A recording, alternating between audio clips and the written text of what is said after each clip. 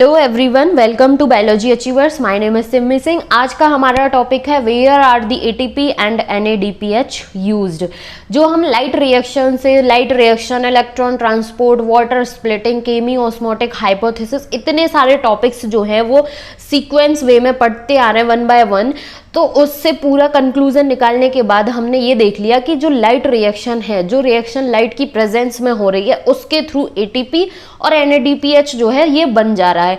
अब ये जो एटीपी और एनएडीपीएच जो बन गया है, इसका अल्टीमेटली यूज कहाँ होता है और इसके बाद कौन से प्रोडक्ट जो है उसका फॉर्मेशन होता है, ये चीज हम इस पर्टिकुलर वीडियो में पढ़ने वाले हैं। सो स्टार्ट करते हैं। We learn that the products of light reaction are ATP, NADPH and O2। यहाँ पर इंपॉर्टेंट लाइन ये हो जाती है कि लाइट रिएक्शन जो है इसके प्रोडक्ट क्या होता है। एक प्रोडक्ट होता है एटीपी, एक प्रोडक्ट होता है एनएडीपीएच और एक प्रोडक्ट होता है O2। सो ये इंपॉर्टेंट हो जाता है नीट एग्जाम के पॉइंट ऑफ व्यू से। लाइट रिएक्शन के 3 प्रोडक्ट होते हैं, ATP, NADPH and oxygen. Of these, O2 diffuse out of the chloroplast, while ATP and NADPH are used to drive the process leading to the synthesis of food, more accurately sugars। ये जो 3 product हैं light reaction के, इसमें से ये जो oxygen है ये क्या होता है, डिफ्यूज आउट हो जाती है एटमॉस्फेयर में, जो कि हम ब्रीथ कर रहे हैं, जिसकी वजह से हम सांस ले पा रहे हैं, जिंदा हैं। अब बचते हैं ये 2 प्रोडक्ट, एटीपी और NADPH। ठीक है, तो ये जो एटीपी और एनएडीपीएच है ये उस प्रोसेस को रन कराने के लिए, उस प्रोसेस को ड्राइव कराने के लिए यूज होते हैं, जिसके थ्रू प्लांट्स क्या करते हैं, फूड की सिंथेसिस करते हैं। फूड को मोर एक्यूरेटली हम बोल सकते हैं कि शुगर्स की सिंथेसिस होती है, कार्बोहाइड्रेट्स, ग्लूकोज का फॉर्मेशन होता है। और ये जो प्रोसेस है जिसमें एटीपी और एनएडीपीएच यूज करके प्लांट शुगर, कार्बोहाइड्रेट, ग्लूकोज को फॉर्म कर रहा है, तो इस फोटोसिंथेसिस के इस फेज को, इस प्रोसेस को हम किस नाम से जानते हैं, बायोसिंथेटिक फेज के नाम से जानते हैं। ये भी पॉइंट इंपॉर्टेंट है। बायोसिंथेटिक फेज क्या होती है, जिसके थ्रू प्लांट्स जो हैं वो क्या करते हैं, शुगर्स का फॉर्मेशन करते हैं with the utilisation of ATP and NADPH. This process does not directly depend on the presence of light. Biosynthetic phase जो है, बायोसिंथेटिक प्रोसेस जो है, ये डायरेक्टली लाइट पर डिपेंड नहीं करता, but depend on the product of light reaction. जो light reaction के प्रोडक्ट हैं एटीपी और एनएडीपीएच, इन पर डिपेंड करता है, डायरेक्टली लाइट पर डिपेंड नहीं करता। Besides carbon dioxide and O2 H2O, carbon dioxide और वाटर के अलावा ये जो बायोसिंथेटिक फेज है वो किसका यूटिलाइजेशन और करता है, एटीपी एंड एनएडीपीएच का, for the formation of sugars, carbohydrates.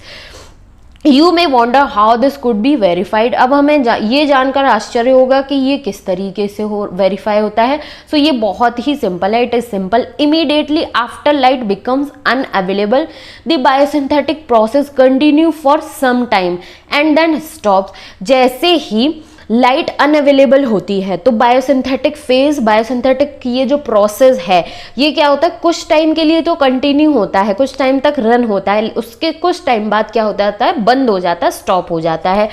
If then light is made available, the synthesis start again. और अगर यदि लाइट जो है वो अवेलेबल हो जाती है तो उसके बाद अगेन सिंथेसिस जो है वो फिर से स्टार्ट हो जाता है। Can we hence say that calling the biosynthetic phase as the dark reaction is a misnomer. क्या हम ये बोल सकते हैं, बुला सकते हैं कि बायोसिंथेटिक फेज जो है वो एक एज अ डार्क रिएक्शन है? बिल्कुल बोल सकते हैं। अगर यदि प्रीवियस लेक्चर्स जो हैं, वीडियोस जो हैं वो देखे हैं तो हम बता सकते हैं कि बायोसिंथेटिक फेज जो है उसको हम डार्क रिएक्शन भी बोल सकते हैं।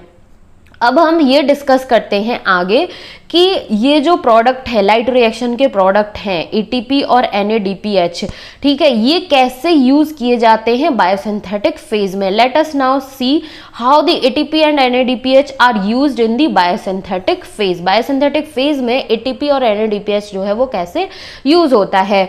We saw earlier that carbon dioxide is combined with water to produce CH2O का होल एन और शुगर्स।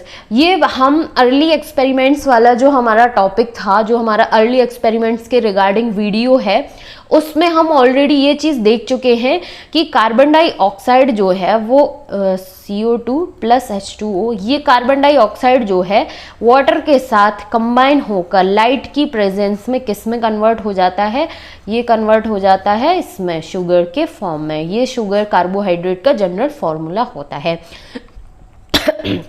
ये चीज हम ऑलरेडी देख चुके हैं। It was of interest to scientist to find out how this reaction proceed और rather what was the first product formed when carbon dioxide is taken into a reaction or fixed।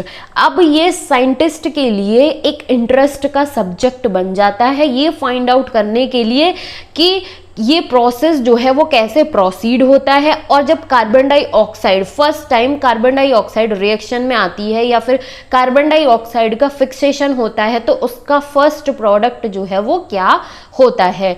Just after world war second जो है उसके just बाद among the several efforts to put radio isotope to beneficial use, जो world war second था उसमें बहुत सारे radio active explosions जो है उसको यूज़ किया गया था हिरोशिमा नागासाकी जो है वहाँ पर। तो जो ये रेडियो आइसोटोप्स थे, रेडियो एक्टिव कंपाउंड्स थे, इनका बेनिफिशियल यूज किया गया बहुत सारे एफर्ट्स डाल के। The work of Melvin Calvin is exemplary. इसमें क्या है, मेल्विन कैल्विन नाम के एक साइंटिस्ट थे जिन्होंने इन रेडियो आइसोटोप्स जो है उनको यूज किया अपने वर्क में। The use of radio active C14 by him in algal photosynthesis studies led to the discovery that the first carbon dioxide fixation product was a 3 carbon organic acid. अब ये जो scientist थे Melvin kelvin, इन्होंने क्या use किया, radio active C14 किस पर, algal पर फोटोसिंथेसिस प्रोसेस की स्टडी करने के लिए। ये चीज याद रखनी है कि रेडियो एक्टिव C14 जो है वो यूज किया था किस पर, एल्गल पर यूज किया था। अगर वहां पे आ जाता है बैक्टीरिया, प्रोटोजोआ, ये वो फलाना ढिकाना, तो वो चीज़ गलत होगी। एल्गी जो है उस पर यूज, उसमें फोटोसिंथेसिस के प्रोसेस की स्टडी करने के लिए रेडियो एक्टिव C14 जो है वो इन्होंने यूज़ किया और उससे इन्होंने डिस्कवर किया कि जो कार्बन डाइऑक्साइड फिक्सेशन का फर्स्ट प्रोडक्ट है वो क्या है, एक 3 कार्बन ऑर्गेनिक एसिड है। ये पॉइंट जो है वो इम्पॉर्टेंट हो जाता है, 3 कार्बन का ऑर्गेनिक एसिड था। He also contributed to work out the complete biosynthetic pathway और इन्होंने complete biosynthetic pathway जो है उस पर भी काम किया और उसको स्टैब्लिश किया। Hence it was called Calvin cycle after him और इनके वर्क के बेसिस पर इसको हम कैल्विन साइकिल के नाम से जानते हैं। The first product identified was 3-phosphoglyceric acid और in short PGA, जो एल्गी में फोटोसिंथेसिस प्रोसेस की इन्होंने स्टडी की थी रेडियो एक्टिव C14 को यूज़ करके। तो जो कार्बन डाइऑक्साइड फिक्सेशन से फर्स्ट जो प्रोडक्ट मिल रहा था जिसको हम 3 कार्बन ऑर्गेनिक एसिड बोल रहे हैं, एक्चुअल में वो क्या था, वो था 3-फॉस्फोग्लिसरिक एसिड जिसको हम शॉर्ट में PGA के नाम से जानते हैं। अब यहाँ पर हमसे क्वेश्चन पूछ लिया, ये चीज़ ये देखने के लिए कि हम कितना ध्यान से इस कॉन्सेप्ट जो है उसको पढ़ रहे हैं, कितना अपना दिमाग जो है वो लगा रहे हैं। How many carbon atom does it have, already हमें बोल दिया है 3 कार्बन का ऑर्गेनिक एसिड था, तो यहाँ पर हमसे ऐसे ही एज अ टेस्ट हमारा लेने के लिए पूछ लिया how many carbon atom does it have, so 3 carbons का था ये। अब आगे देखते हैं और क्या इंटरेस्टिंग चीज़ हुई। Scientists also tried to know whether all plants have PGA as the first product of carbon dioxide or whether any other product was formed in other plants। अब साइंटिस्ट जो हैं उन्होंने ये भी जानने का ट्राई किया कि जितने भी प्लांट्स हैं, सभी प्लांट्स जो हैं उनमें फर्स्ट कार्बन डाइऑक्साइड फिक्सेशन का फर्स्ट प्रोडक्ट PGA ही होता है या फिर कोई ऐसा प्रोडक्ट भी है जो मतलब अदर प्रोडक्ट भी है जो प्लांट्स में बनता है। Experiments conducted over a wide range of plants led to the discovery of another group of plant. और प्लांट्स पर बहुत सारे एक्सपेरिमेंट्स जो हैं वो कंडक्ट किए गए इस चीज़ को जानने के लिए, इस चीज़ की डिस्कवरी करने के लिए कि प्लांट का कोई अदर ग्रुप है जिसमें क्या कहते हैं, कोई अदर कंपाउंड जो है वो फॉर्म होता है। Where the first stable product of carbon dioxide fixation was again an organic acid. इतने सारे एक्सपेरिमेंट किए गए प्लांट्स पर, तो वहां पर भी कार्बन डाइऑक्साइड फिक्सेशन का जो फर्स्ट प्रोडक्ट था वो भी अगेन एक ऑर्गेनिक एसिड था, but one which had 4 carbon atom in it. इस टाइम पे क्या था कि उस ऑर्गेनिक एसिड जो मिला इन साइंटिस्ट को, उसमें कितने कार्बन एटम थे? 4 कार्बन एटम्स थे। This acid was identified to be oxaloacetic acid और OAA, जिसको हम शॉर्ट में OAA के नाम से जानते हैं। फर्स्ट क्या मिला था? 3 कार्बन एसिड मिला, जिसको हम फॉस्फोग्लिसरिक एसिड PGA के नाम से जान रहे हैं। बहुत सारे एक्सपेरिमेंट्स कंडक्ट किए गए, उसके बाद उनको एक ऑर्गेनिक एसिड मिला जो कि 4 कार्बन एटम वाला था, 4 कार्बन थे उसके कंपाउंड में, जिसको हम ऑक्सैलो एसिटिक एसिड OAA के नाम से जानते हैं। Since then, carbon dioxide assimilation during photosynthesis was said to be of 2 main type। और जब कार्बन डाइऑक्साइड फिक्सेशन एसिमिलेशन होता है फोटोसिंथेसिस के दौरान, तो ये 2 तरीके से 2 मेन टाइप में बोलना जाने लगा। फर्स्ट टाइप वो था those plants in which the first product of carbon dioxide fixation is C3 acid. एक प्लांट ग्रुप ऐसा था जिसमें कार्बन डाइऑक्साइड फिक्सेशन का जो प्रोडक्ट मिल रहा था वो क्या था? 3 कार्बन कंपाउंड था, C3 एसिड था, जिसको हम शॉर्ट में PGA के नाम से जानते हैं।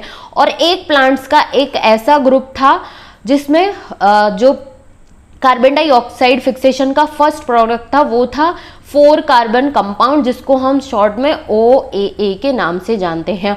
और इस बेसिस पर जो फर्स्ट प्रोडक्ट C3 एसिड था, 3 कार्बन कंपाउंड था, तो इसको हम C3 पाथवे के नाम से जानते हैं। और ये जो 4 कार्बन एटम वाला कंपाउंड मिल रहा था, उस पाथवे को हम C4 पाथवे के नाम से जानते हैं। सो ये आगे हमसे यही बोला गया है, those plant in which the first product of carbon dioxide fixation is C3 acid that is PGA, that is the C3 pathway. उन प्लांट्स का वो ग्रुप जिसमें कार्बन डाइऑक्साइड फिक्सेशन का फर्स्ट प्रोडक्ट 3 कार्बन एसिड था, that is PGA, उसको हम C3 pathway बोलते हैं। And those in which the first product was a C4 acid OAA, that is the C4 pathway. और प्लांट्स का वो ग्रुप जिनमें कार्बन डाइऑक्साइड फिक्सेशन का फर्स्ट प्रोडक्ट 4 कार्बन एसिड था, ऑक्सैलो एसिटिक एसिड, उसको हम C4 पाथवे के नाम से जानते हैं। These 2 groups of plant shows other associated characters that we will discuss later. ये जो 2 ग्रुप हैं C3 एंड C4 प्लांट्स का जो ग्रुप है, ये कुछ और अदर एसोसिएटेड कैरेक्टरिस्टिक्स जो हैं वो शो करते हैं, जो कि हम बाद में डिस्कस करने वाले हैं इसी चैप्टर में, लेकिन कुछ टॉपिक्स के बाद में। सो आई होप कि NADPH और ATP जो है उसका कैसे यूटिलाइजेशन हो रहा है, डार्क रिएक्शन में कौन से साइंटिस्ट थे और किस तरीके से उन्होंने इसकी डिस्कवरी की, ये सारी की सारी चीज़ें अच्छे से समझ में आए होंगे। अगर फिर भी कोई डाउट रहता है तो प्लीज़ कमेंट सेक्शन में ज़रूर कमेंट करें एंड प्लीज़ चैनल को ज़रूर सब्सक्राइब करें, वीडियो को लाइक करें और अपने फ्रेंड्स के साथ भी शेयर करें। और अपनी नीट एग्ज़ाम जो कि 2024 में अपीयर होने वाले स्टूडेंट्स हैं, तो please make your consistency regularity. Thank you so much for watching.